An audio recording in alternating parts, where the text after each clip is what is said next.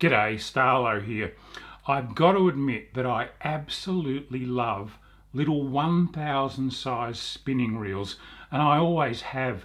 They just seem to balance so well with the latest generation of ultralight and light spinning rods, especially rods under about 2.2 metres or a bit over 7 feet in length. Sure, they don't have the sheer cranking power, line recovery speed or maximum drag settings of say a 2500 size reel, but a lot of times you don't need that for ultra finesse fishing.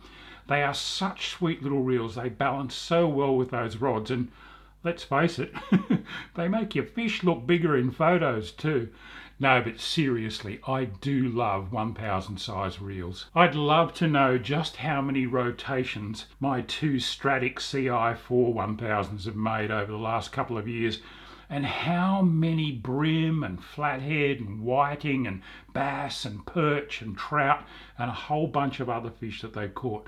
They've been fantastic reels and they're still going strong. But I figured it might be time to have an upgrade, so I've just taken delivery of two brand new Shimano reels. I've got a Stratic 1000 HG and a Vanford 1000, and I'm about to open the boxes and have a look inside.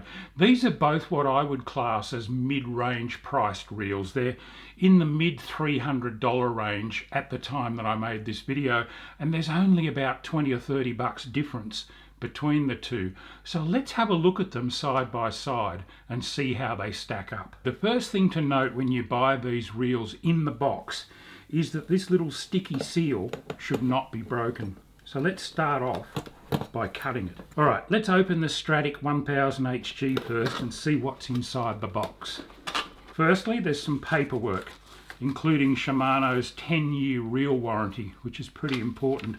And there's also a schematic diagram here, an exploded view of the reel with all the parts shown and all the part numbers. That'll be really important if you ever need to order parts for your reel.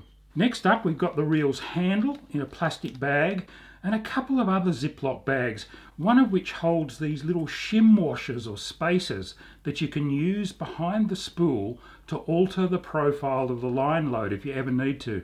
I reckon I must have about 1,000 of these things, and I don't think I've ever used one, but they're handy to have. There's also this little mystery plastic bag that looks empty at first sight, but it's not. There's something inside. Let's have a look. They're little clear tabs. Have you ever wondered what they're for? Well, if you watch right to the end of this video, I'll tell you. Okay, let's get down to the important stuff now. The new Stratic's a silver reel with black trim. I'd almost call it a little bit retro. The first thing we need to do is fit the handle. Now, like most reels sold in Australia, this one's set up to take the handle on the right-hand side. But even though I'm right-handed, I crank my spin reels with my left hand, and if you're wondering why, I made a video about exactly that subject, which you can look back at. Okay, so I'm going to need to take this cap off the left-hand side of the reel and fit the handle. It just screws straight in, winding it as if you were retrieving line. As it starts to get tight, grab the rotor head to stop it turning and make sure the handle's firmly in place, but you don't have to overdo it. That's plenty. Now, don't forget that you also need to replace that cap on the opposite side. Screw it in. Again, finger tight is fine. Don't use pliers or excessive force. Oh, also, you can take this little plastic label thingy off the spool. It's just there to advertise some of the features of the reel, which we'll look at in a minute anyway. Okay, so we've got our Stratic 1000 HG ready to go. First impressions, well, it's extremely smooth and extremely quiet, which is what I'd expect from a state-of-the-art Shimano reel. It's a classy, good-looking reel too, although as I said before, maybe a little bit retro or conservative compared to some of the newer reels on the market. Now, what about we go across to the dark side and have a look at the Vanford. Let's have a look what's inside the box.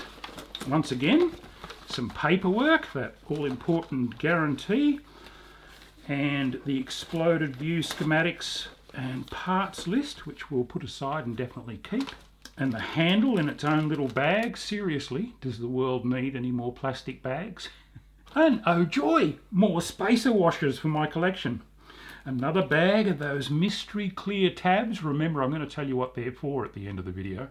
And the important bit, you guessed it, in another plastic bag. Oh, and surprise, surprise, the cap's on the left side, so I'll need to take it off.